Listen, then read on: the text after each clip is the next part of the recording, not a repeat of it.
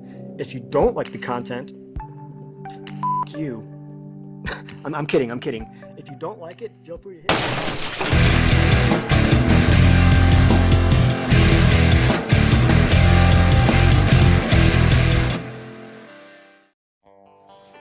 Even before the introduction of characters like Beerus and Zeno, the various deities have played a massive role in almost everything that happens in Dragon Ball.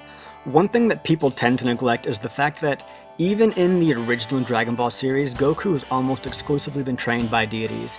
Korin, the god of martial arts, was the first. And when Goku surpassed him, he sent Goku to be trained by the god that's directly above him, Kami, the guardian of Earth. When the Saiyans arrived, it was evident that the training from Kami was not enough, and Goku was killed. He had to give up his own life to stop Raditz, and since there was nothing else that Kami could teach him, he was sent to train with a deity that ranks just above Kami, and that is where this video picks up.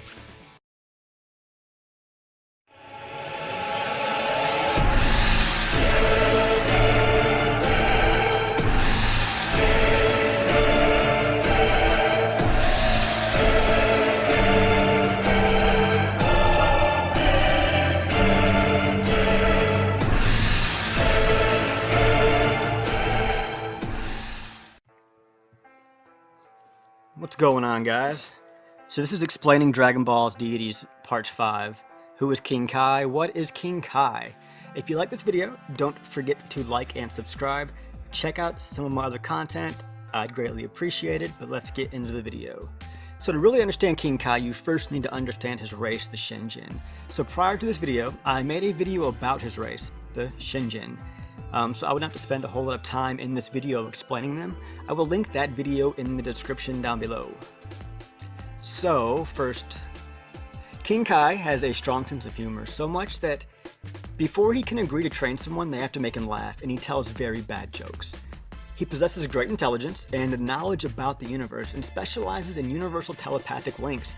Even though he was already weaker than Vegeta before he taught Goku, King Kai is still a veritable library of skills, techniques, and literally centuries of wisdom. He's very strategic and elaborate when it comes to planning, as evident during the Frieza saga, organizing the transfer of all the Namekians and the Z-fighters on Namek to Earth before the planet exploded. King Kai is also a very eccentric mentor, as his methods, training, and martial arts appear to be very uncommon, such as making his students' first two tasks catch his pet monkey Bubbles, and hitting his butler Gregory, the cricket, with a hammer on the head. Right? He can also be very immature, just like the rest of the Kais, as he is constantly seen gloating to the other Kais about the strength of his fighters in his quadrant and bickering with them and insulting them as if they were brothers and sisters. He's shown to be very bitter towards Goku as well because he killed him. And he's pleased even when Goku is upset about his comments that Goku will not be able to get stronger or fight if he continues to put stress on his body. Why would you like that? You have a grudge against me or something? Yeah, of course I have a grudge, Goku! You see this halo? King Kai was born on Kaioshin, the home planet of all Shinjin, and like all the Kai, when he became a Kai, he left Kaioshin and took up residence in the northern quadrant on his own planet at the end of Snake Way, where he would watch over his little slice of the universe. Now in the manga, he shares this planet only with his pet monkey Bubbles. In the anime, they added Gregory the cricket. He lives there as well. Before meeting Goku, he spent most of his time doing various activities like counting the blades of grass and driving his car. However, since meeting Goku, he spends most of his time fixing things that Goku breaks. Currently his planet is fairly small, however, it has not always been that size. It was roughly 100 times the size that it is now, but he and Beerus had played a game of hide and seek, and when Beerus lost, he got mad and destroyed the planet. King Kai then took the largest fragment, whittled it down into a sphere, and then built his house and his little road on it.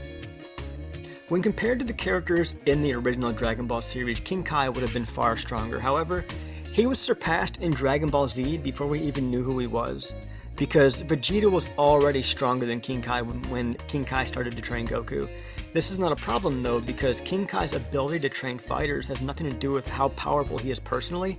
It's his techniques and his knowledge that makes his training so effective. His planet's gravity is 10 times that of Earth's as well, so that helps as well. He was able to train Goku to use techniques that he could not master himself. After they were killed by the Saiyans, Yamcha, Tien, Piccolo, and Chaozu went to his planet to train, and the training that they received was so effective, the four of them were able to defeat the Ginyu Force.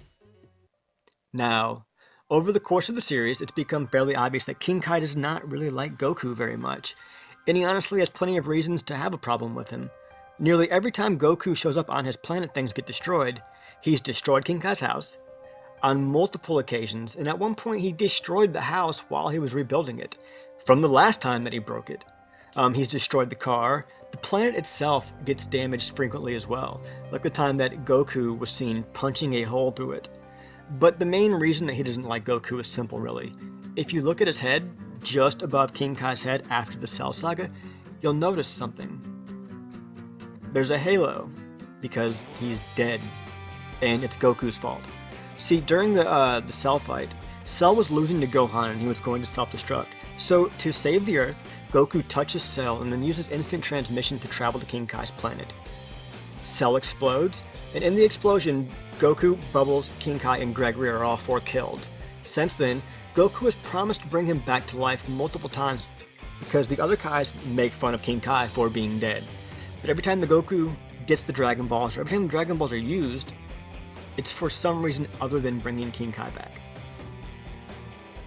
So a few minutes ago I mentioned how it was his knowledge and techniques that made him an effective trainer, not his strength. So let's look at what abilities that he does have, what his techniques are. Now, like all key users, he can fly. I said he could fly.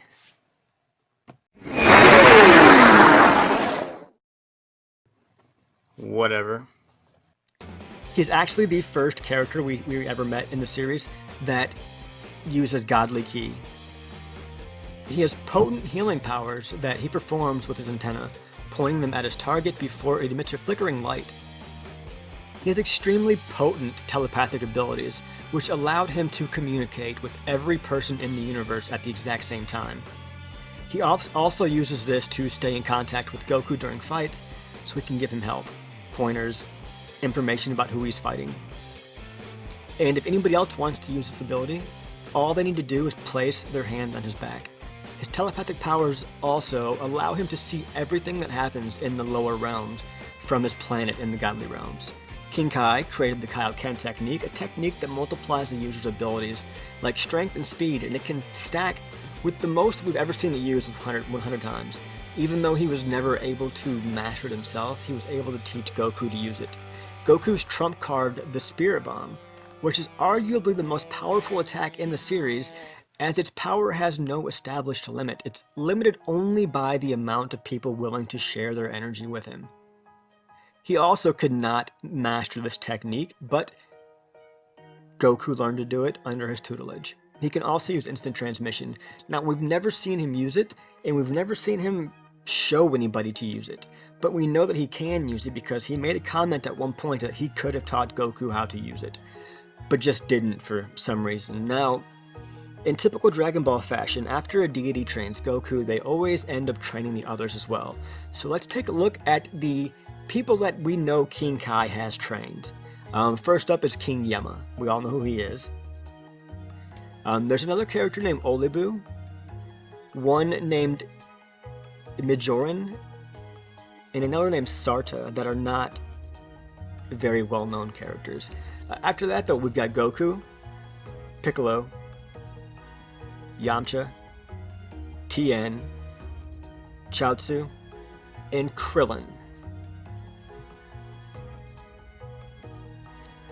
So that's most of the essential information about King Kai. So that means that this is the end of the video. Now, next week's Explaining Dragon Ball's Deities video will be about Grand Kai.